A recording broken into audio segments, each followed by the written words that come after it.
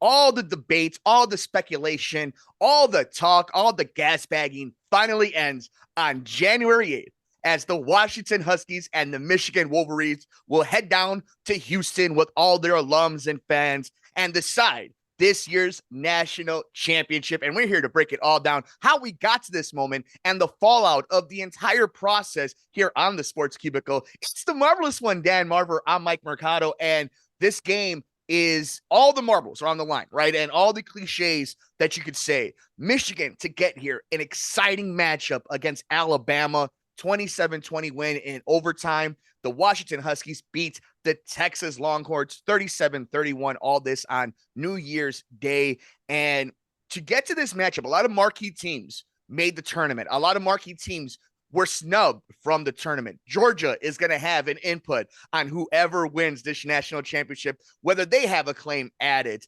And we saw Florida State. We're going to talk about all that. But Marver, I want to get your initial thoughts on what we saw on New Year's Day and what we are going to see this coming up Monday. Sure, there were two great games. I can't imagine that this game will be as good as the others because there were such great games. Washington and Michigan are probably the two best teams after all is said and done. Florida State had a claim, but their claim was lost because they got blown out by Georgia. But so Georgia probably has a claim too. But that's, by the way, that's all going to be settled next year. As you may all know, they're going to 12 teams next year, which I think 8 would have been enough. They're going to have the top 4 teams that went to the semifinals, for example, this year. They get a bye into the next round. But so that means that the teams that are the top 4 are going to have to win basically 3 games, and the teams that just are 5 through 12 are going to have to win 4 actually. So it's going to be kind of crazy. I mean, Florida State, Georgia, Ohio State, Oregon would have all been in this year, and so they're gonna actually put some of the bowl games are going to be the quarterfinals, and then they'll actually have the semifinals a week later. So things will be pushed back a week next year, as it turns out. But for the game itself, I mean, you never go by comparative scores, but here's a funny one. They both played Michigan State. Washington beat them 41-7 and led 35-0 at halftime. Michigan beat them 49-0 and led 28-0 at halftime. So if you go by comparative scores, it's pretty much a wash. I kind of like Washington. I'll tell you why. I like Michael Penix. If some of you may remember, he was at Indiana, and Michael Penix Jr. and he's really blossomed at Washington. I mean, he's very versatile. He's elusive. I think he brings more to the table, in that position than Michigan does. But I think that's going to be a big edge for them in the quarterback position because I think that J.J. McCarthy is fine, but I don't think he's the game breaker that Penix is. He had some nerves against, and it looked like he was kind of nervous against Alabama at the beginning. So hopefully he won't be nervous in this game. And interestingly, for the West Coast people, it's kind of bad because the game's being played at 6:45 Chicago time, which means it's kind of early for the West Coast. Usually they do the West Coast a favor for a lot of big games by playing it at 8 or 9, whatever it is, Chicago time. So I think that's an interesting side note. And in terms of the other positions, I mean, running back is pretty much a wash. I mean, Washington has Dylan Johnson, and he's been very effective. And Michigan has probably the better player in Blake Corum, but it's very, very close on that. And then in terms of the passing game, I mean, I think that Washington has the edge there too. They have a lot of people. They have Rome Odonzu and Jalen Polk, Jalen McMillan, Journey Bernard. They have 4 big threats, and Michigan is not as deep at that position. So on the offense, I think the defense is pretty much a wash. And I can go through that too a little later. But I think the offense, starting with quarterback, is really going to be a key for Washington. And as another funny side note, if you like this game, it's being replayed as a conference game in Seattle in exactly 9 months, in October 5th. So and I'll tell you, if you want my opinion on the disillusion of the Pac-12, to me, the funniest part of all is Stanford and California in the Atlantic Coast Conference. But don't get me started. It is going to be a brand new day as the next season rolls through. And who knows, right? The Big Ten is going to walk away with a national champion starting next season, and they're going to have that crown for them. So I think that's really interesting. I think you bring up the fascinating point about the matchups in this national championship. I think both teams are going to get an unexpected surprise. I think Washington is going to surprise the defense of the Michigan Wolverines. But I think that Michigan Wolverines defense is going to surprise that Washington offense. You got two of the elites going at it when it comes to efficiency and how they handle the ball and how they handle the moments. And we're talking about red zone efficiency against red zone defense. We're talking about getting to the quarterback, protecting the quarterback. And, this interesting story about Penix and, the injuries and the comeback and heading into the NFL draft and can kind of cement himself into that elite status with the national championship. You have McCarthy, who has that famous picture of him with last season watching the confetti go down and seeing him lose the big game. And there's so many stories that are going to start colliding with each other. We haven't even gotten to Jim Harbaugh.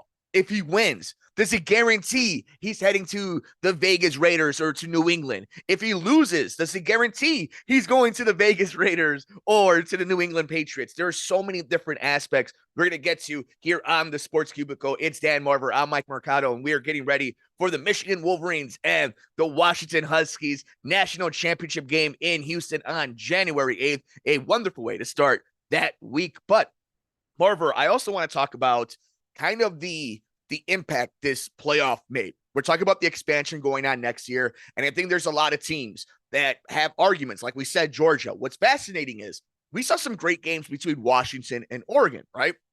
If tomorrow if let's say Tuesday, following the national championship, there was a line that was put on by the betting market of a matchup between Oregon and Washington after Washington just won the national championship, Oregon on the neutral field would still be the favorite.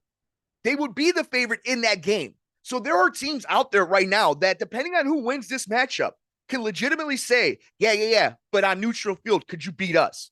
Would you beat us? And I kind of want to get your thoughts on that, where it's back to kind of like the old AP coaches polls day, where it's like somebody had an argument here and somebody had an argument here, and we're going to go into a season saying, well, we'll find out when there's 12 of you now.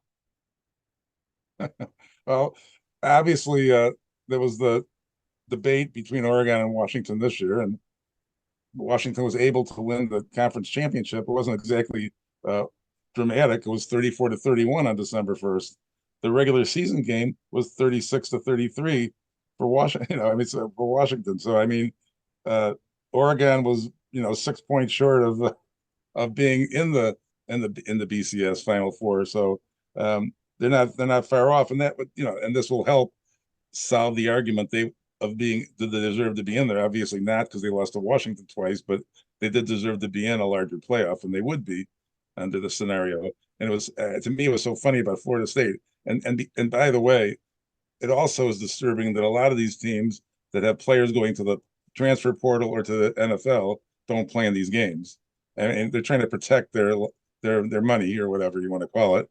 But it sure diminishes the quality of the game when the regular people aren't there. And that was even more true about the lower bowl games. I thought that was a big factor. Yeah, I get the fact that they want to move, but they shouldn't be able to not play in the bowl game. That's bothersome. I think it's interesting. I disagree on not or should or could be. Yeah. I think solving that issue is adding the 12 teams and making it important, right? Like, you get rid of, there's still going to be prestige in some of these games, right? Like, the Cotton Bowl is always going to be the Cotton Bowl, right? Like, for the most part, there's only a handful of guys, and it's usually a quarterback or a star receiver like a Marvin Harrison, where you're like, yeah, it's one of one. But I'm with you. Like, it takes away from the game. And I think we have to address that head on. We have to serve all masters. These players have earned the right to say, hey, I've given you these 2 years. Thank you for the education. We've made millions. Let's go. Let me go make my millions. You go to this bowl game. Your backups are 4-star recruits too. Like, you go win this game. Georgia didn't have any starters playing, and they put it on Florida State. So it's like, there is that, right? But then we talk about the lower games. We know players that are playing in MAC conferences. They don't have that option. They're going to go play that bowl game because they want to get invited to that senior bowl game. They want to get invited to the coaches game. So I think what you're bringing to the table is very valid let's answer this question right now. Let's make it worthwhile for every party involved, especially if we're getting rid of the ridiculousness of the fallacy that this is student athletes. Like, no, this is semi-pro. Well, then let's do it right. Let's do it right and make sure we're getting it all correct and all parties are being served. And I think next year is really going to be that, where we finally get all these questions answered. Everybody will get their beaks wet, and the lower bowl games will have a little bit more meaning because there'll be more sets on what kind of tier you'll be able to play in that.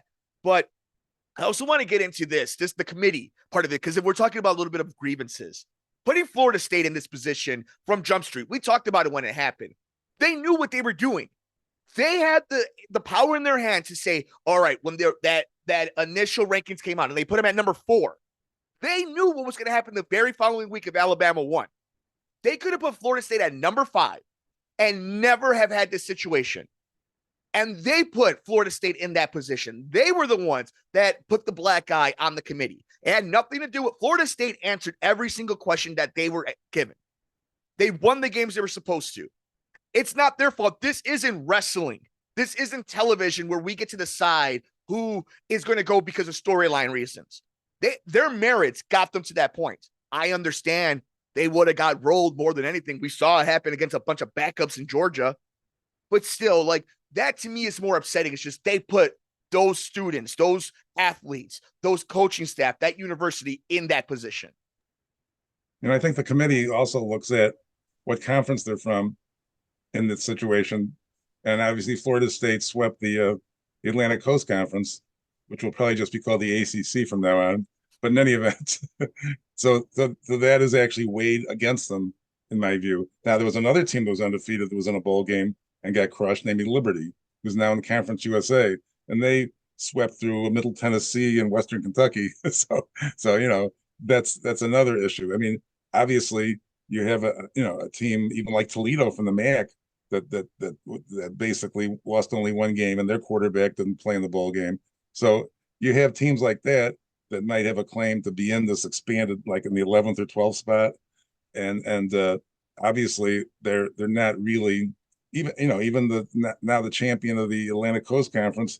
I don't think they're going to get any more weight now with Stanford and Cal, but maybe Stanford and Duke can have a debate match or something. But but I think that's weighed against them.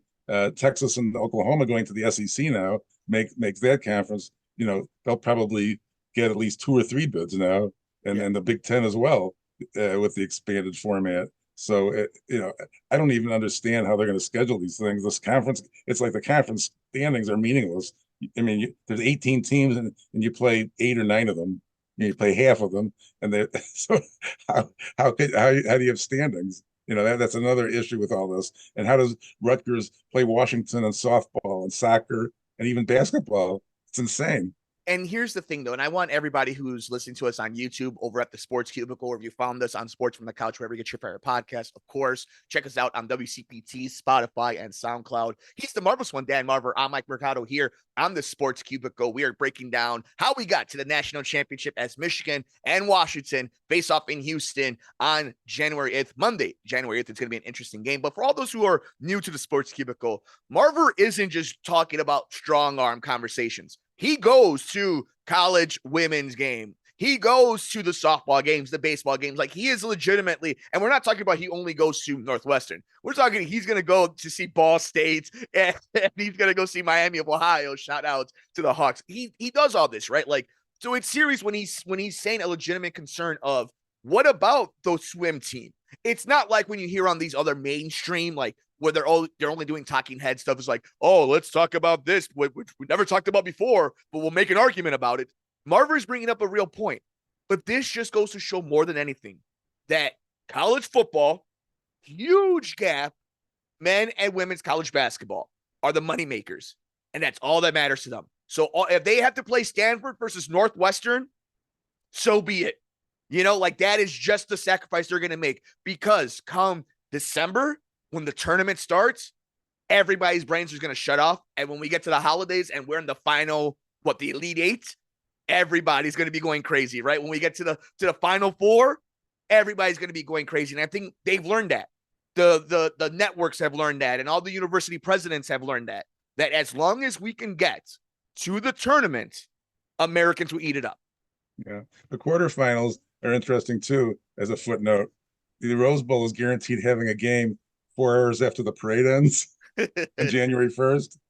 So with that in mind, they can't do the semifinals because that's going to now be on the 8th. So they're locked in to always doing the quarterfinals. So, I mean, unless they're going to change the rules. and maybe have the parade on the 8th. It's going to be a new day, Marver. From parades to the way we watch Big Ten and SEC football, it's going to be an interesting time. But we will have a brand new national champion, either the Washington Huskies or the Michigan Wolverines. It's going to be a great game. I do believe that. I do believe we are going to be in a treat on January 8th. Marver, 30 seconds, because we're going to talk all about it next week. There are some stud quarterbacks, a lot of questions. One of the guys in this game is going to be a top 15, top 20 pick. In 30 seconds, out of all the quarterbacks you've watched this college football season, what is the one that if the Chicago Bears pick a quarterback at number 1, you want to see wearing the orange and navy blue? I think overall it's still Caleb Williams from USC, but here's something funny. He sat out of his bowl game, and a gentleman the name of Miller Moss threw 6 touchdown passes.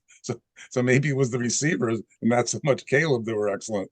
It's hard to say, but I still think that overall Caleb has an edge right now, even over Penix, for example. And, so I would take him first.